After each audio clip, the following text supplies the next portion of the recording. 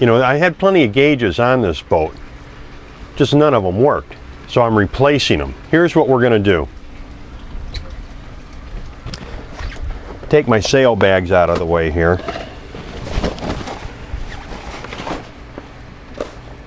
Now here I took out a gauge that didn't work. I'd taken one out here too, the depth sounder, but I didn't like the way this whole thing looked. So I'm going to take this out and we're going to fill this all in. I'll show you a couple different methods. This was one method. Now I'm going to try a different one. We'll see how it works. We'll get this all cleaned up and get it prepped for adding a few more instruments. I couldn't get to the back of the fiberglass panel because this is where the electric box on the inside is mounted. But I could get some duct tape to cover the hole from the back. So I removed all the old caulking, sanded, and cleaned the area with a fiberglass cleaner. I used the old cover plate as a primary filler plate and stuck it onto the tape. I then cut pieces of fiberglass to go around the hole and in the insert.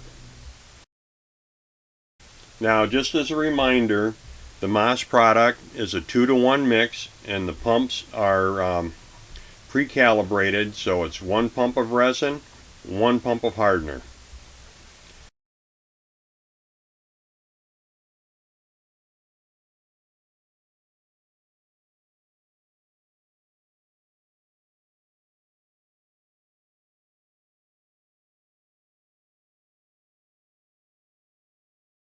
Now I added a little bit of carboseal to the mix just to give it a little bit of stiffness.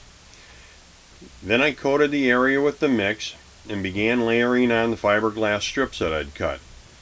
You know, making sure that the fiberglass was well covered and wet.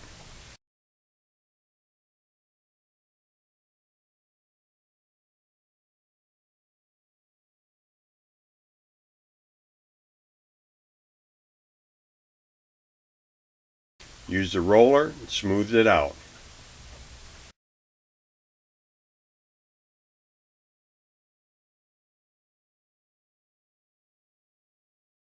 Let that dry for a day, sanded, cleaned it.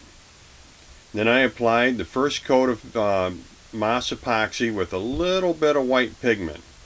The next day I applied the second coat and it looks like new.